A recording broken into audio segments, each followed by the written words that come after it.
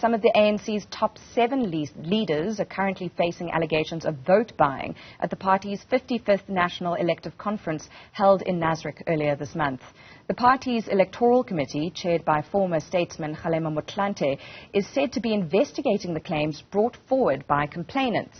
Months leading up to the conference, the committee requested nominated candidates to disclose their financial standing in a bid to curb previous activities of suspected vote buying.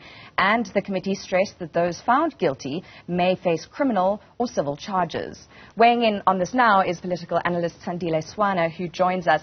Sandile, vote buying at ANC conferences, isn't it a kind of open secret?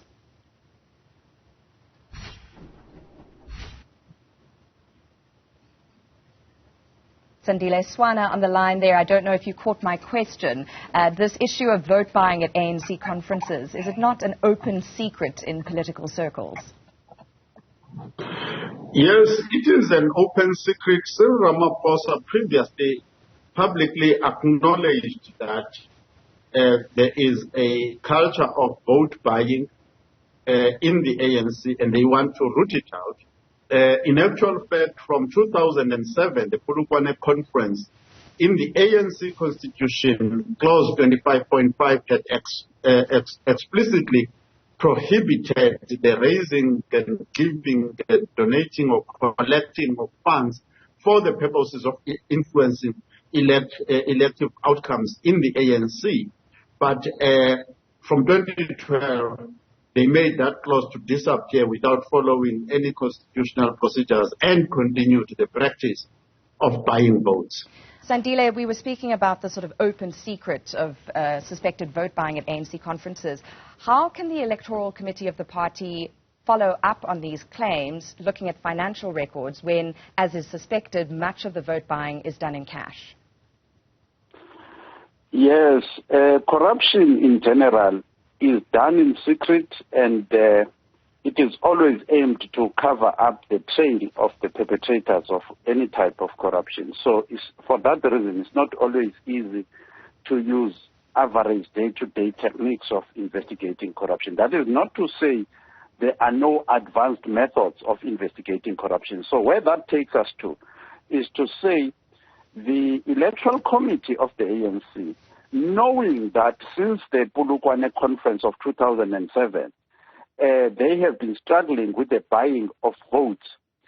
By now, they should have set up an investigative arm, and South Africa has got well-trained investigators to say, in the event that a case comes up, we will hand it over to our investigative arm. They can do the correct type of investigation and give us actionable information after they've done the investigation. So it is still possible to do the investigation if you have the right personnel to do it. It can't be just people like you and me sitting over coffee and trying to hear what happened.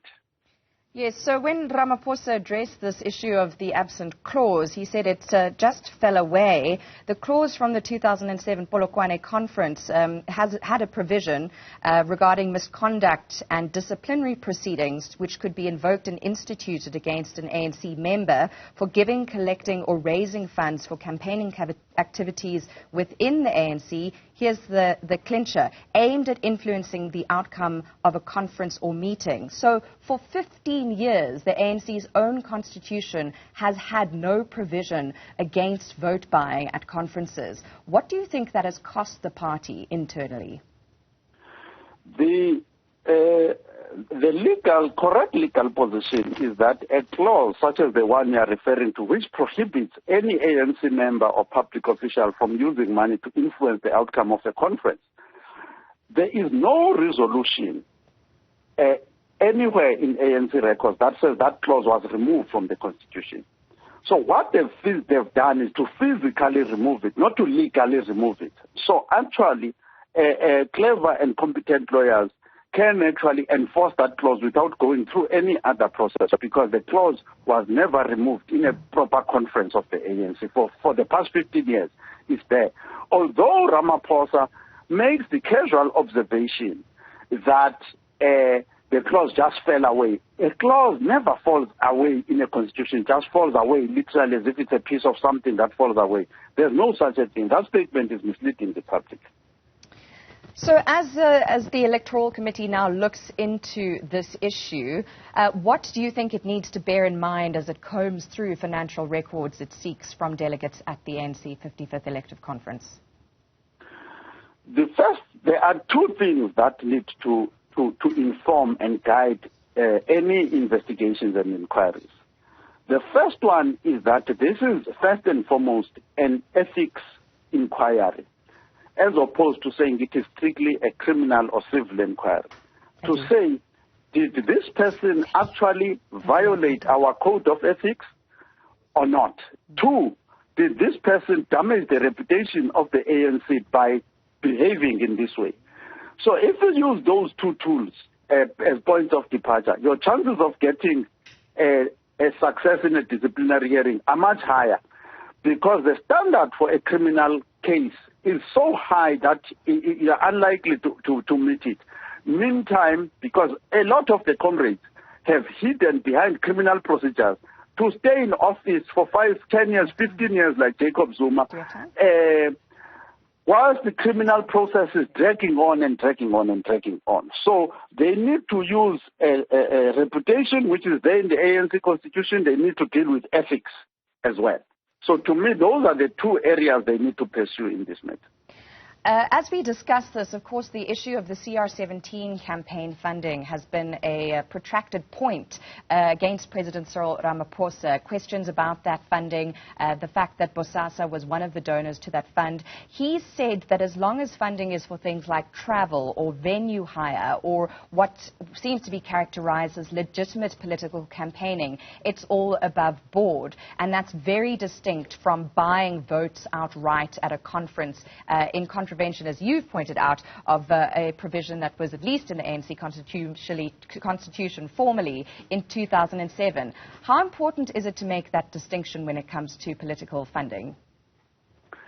Actually, the thing that President Cyril Ramaphosa is trying to bring about are actually taking the ANC away from its own traditions.